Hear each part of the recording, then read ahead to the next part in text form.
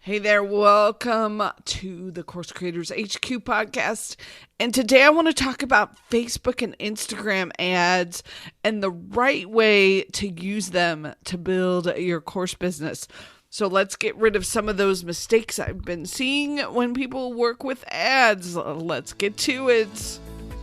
Welcome to the Course Creators HQ podcast, helping you navigate the latest techniques for creating and marketing online courses. And now, here's your host, Julie Hood.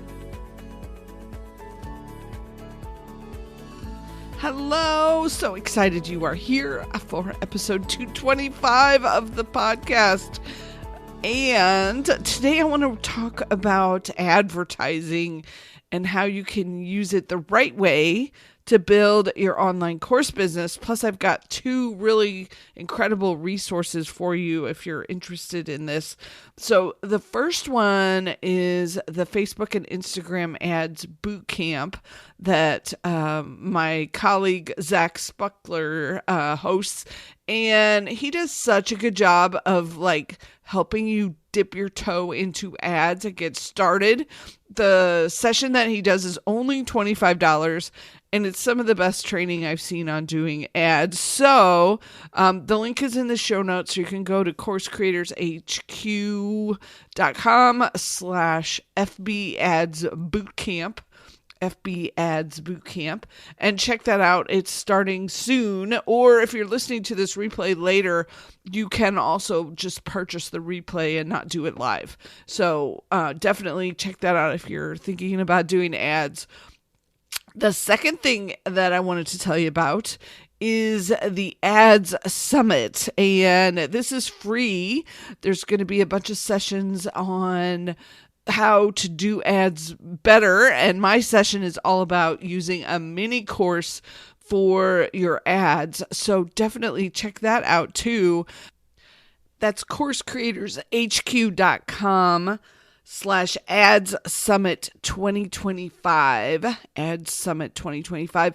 But all these links are in the show notes, so you can go to the /225 episode and get the link. So I hope you'll jump in for those resources. They'll be super helpful going forward on doing this. And then today, though, I wanted to talk about some of the mistakes I'm seeing so that you can avoid them and make sure that your ads are not doing these things. So let's get to it. The first one I want to talk about is a pretty common mistake, and that is because you are spending money on ads, a lot of times the course creators will try to sell their course directly because you're spending money, you want to make money, right? But the problem with that is it's too fast. And you've probably heard this analogy before, but it's a little like asking somebody to marry you on the first date. Like someone is probably just finding you as they're coming across your ad, and they don't know you yet. They don't trust you yet. So will they purchase? Maybe, but wouldn't it be better to get their opt-in, get them on your email list so that if they aren't ready to purchase today, you can still market to them? And even better is after they're on the list, the thank you page that you send them to, then you can give them a really great offer for a low ticket item that they could kind of plunk down their credit card for. So then it's a double win, because not only do you get the opt-in, then you may get some sales right away from somebody who's ready to jump in, but it's not an either or, it's a both.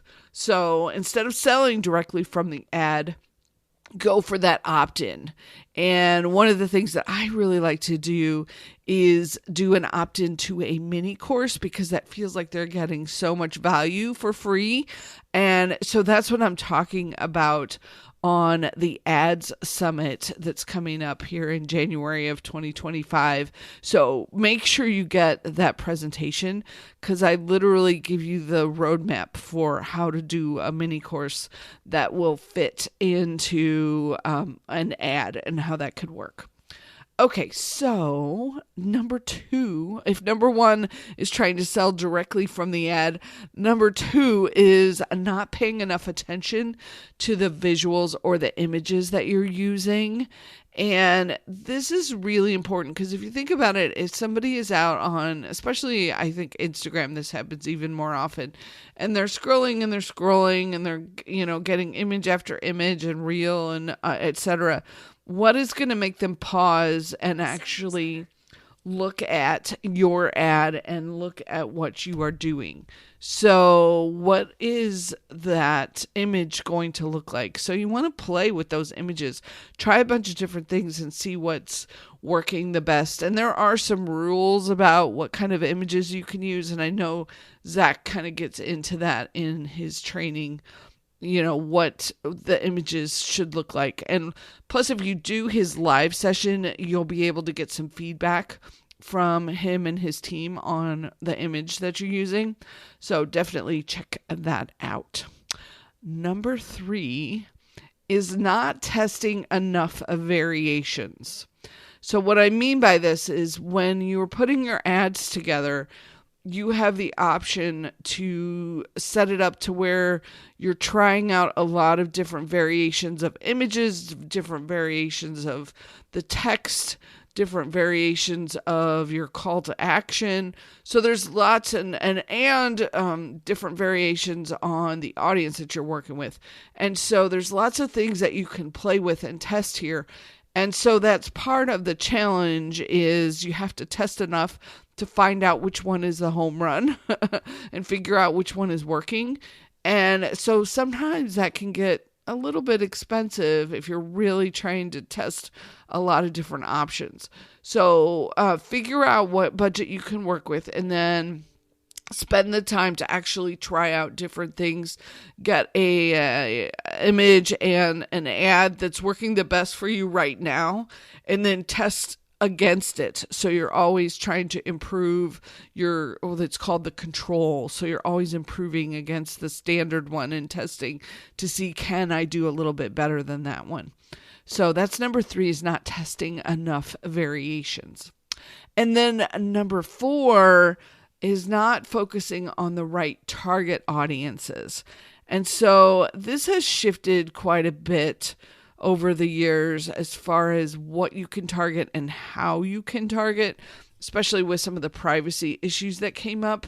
So make sure you do spend some time learning and looking into how you can target and what are some of the different options that you have here. Because if you can get in front of the right people, you're much more likely to have your ad working, obviously. So use the targeting correctly. And that's another thing where it can be good to get some feedback on what it is and who it is that you're trying to target so that you can make sure your ad's showing up for the right kind of people.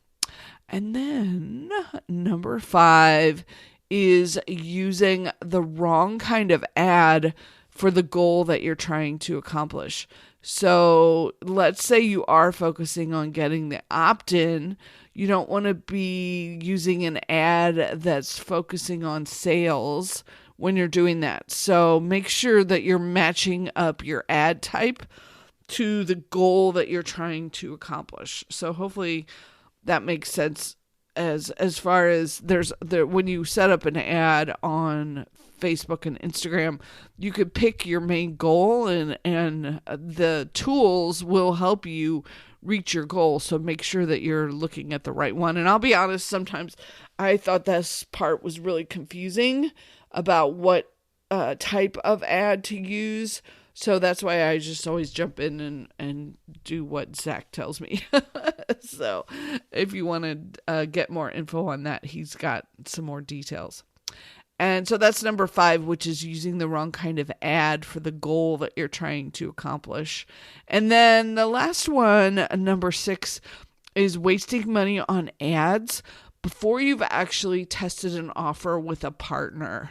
And this one might be a little bit controversial. I'm not sure everyone would agree with me, but let me explain what I mean, and then you can decide for your business. You get to pick where you land on this idea, but the concept is that rather than spending money on a brand new page, a brand new offer that no one has seen yet, so you don't know how well it converts, is instead set up that new offer and that new page and find one of your partners that you're working with and ask them to share it with their audience first, or you could even share it with your own audience, although it'll be slightly, hopefully slightly better because they have already raised their hand to be interested in what you're doing. So if you do your own audience, you can expect the numbers to be even better. But if someone else's, like a partner's audience, introduces you, you can get some kind of feeling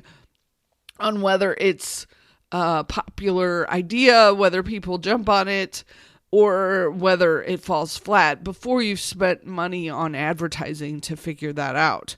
So can you do the same thing with the ads? Yes. However, do you want to do it? Do you want to do that level of testing with your ads? Because advertising can be both time consuming and it can get expensive. Like, let's start with an ad and an offer to a partner audience that's warm and just kind of see how it goes and see what level of popularity you get. And then jump over to doing some kind of ads. And this isn't a hard and fast rule because I know there's some ways that you can actually just do testing with ads. It really just depends on how good you are at setting them up and how much you want to spend on a potentially losing opportunity. So, if you're okay spending some money on advertising and maybe it flops, maybe it wins, but maybe it flops. If you're okay with that, then, that can work. But I always want to be set up for the best possible opportunity. So I want to put ads out that I know are for things that are already popular and not something unknown on my end. So I hope this gives you some food for thought for the year ahead and as you're thinking about doing advertising. And I'll recap these quickly for you so you can remember not to do these when you're putting your ads together. Number 1 was don't sell directly from your ad. Get the opt-in and sell from a thank you page to a low ticket offer. Number 2 was not paying enough attention to the visuals, the images, and the graphics to get people's attention. Number 3 is not testing enough variations, so different versions. Number 4 was not focusing on the right target audiences. Number 5 is using the wrong kind of ad for the goal that you're trying to accomplish. And that one's a little bit more technical, so you might want some help with that. And then number 6 is wasting money on ads before you've tested the offer with a partner. So I hope this was helpful and gave you a few ideas to play with for the new year ahead. Make sure you jump into the Ads Summit, CourseCreatorsHQ.com/Ads Summit 2025, and get some more ideas and some more inspiration because that starts in just a couple days. And have a wonderful week. Here's to being a successful and helpful and getting your message out, course creator, out into the world. We need you desperately. So I'm so glad you are jumping in with us to the deep end of the pool on course creation and getting your messaging out. Thank you for jumping in, and I will catch you on the next episode. Have a wonderful week.